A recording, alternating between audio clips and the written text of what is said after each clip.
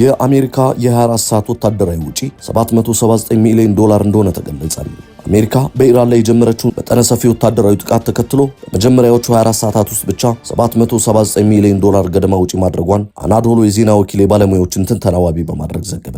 ይህ እጅግ ግዙፍ መጠን ያለው ገንዘብ የሀገሪቱን የ2026 አጠቃላይ መከላከያ በጀት 0.1% ያለ የሚሸፍን ሲሆን በዘመቻው ላይ እንደ ቢ2 ስውር ቦምብ ጣይ አውሮፕላኖች ኤፍ22 እና ኤፍ35 ዘመናዊ ተዋጊ ጀቶችን እንዲሁም የባህር ኃይል አጥፊ መርከቦችን በስፋት ጥቅም ላይ ውለዋል። በተለይ 4 ቢ2 ቦምብ ጣይ አውሮፕላኖች ከአሜሪካ ሚዙሪ ግዛት ተነስተው በቀጥታ በረራ ኢራን ድረስ በመጓዝ በፈጸሙት ጥቃት ብቻ ለነዳጅና ለጥገና $30.2 ሚሊዮን ወጪ ተደርጎባቸዋል። በአየር ላይ ለተሰማሩት በርካታ ኤፍ18፣ ኤፍ16 እና ኤፍ22 ተዋጊ ጀቶች የበረራ ሰዓት ለጥገናና ለታጠቁት ጥይት እንዲሁም ሚሳኤሎች የወጣው ወጪ $271.34 ሚሊዮን እንደሚደርስ ተገምቷል። ከነዚህም በተጨማሪ የኤሌክትሮኒክስ ጦርነት አውሮፕላኖች፣ የሪፐር ድሮኖችና በቅርቡ ስራ የጀመረው ሉካስ የተሰኘው ድሮን እንዲሁም የነዳጅ ጫኝ አውሮፕላን በድምሩ $423.57 ሚሊዮን የሚገመት ሀብት ፈጅተዋል።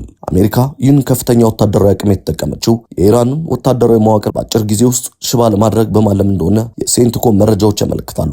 በቀጠናው የሚገኙት ሁለት ግዙፍ አውሮፕላን ተሸካሚ መርከቦች ዩኤስኤስ አብርሃም ሊንከን እና ዩኤስኤስ ጄራልድ አርፎርድ ከአጃቢ መርከቦቻቸው ጋር ለሚያደርጉት እንቅስቃሴ ብቻ በቀን $15 ሚሊዮን ወጪ እንደሚጠይቅ ገልጿል። ይህም የአሜሪካን ወታደራዊ በላይነት ለማሳየት እየወጣ ያለውን እጅግ ከፍተኛ ዋጋ የሚያሳይ ሲሆን ግጭቱ ረዘም ላለ ጊዜ የሚቀጥል ከሆነ ወጪው በቢሊዮን የሚቆጠር ዶላር ሊደርስ እንደሚችል ተንታኞች ስጋታቸውን ገልጸዋል።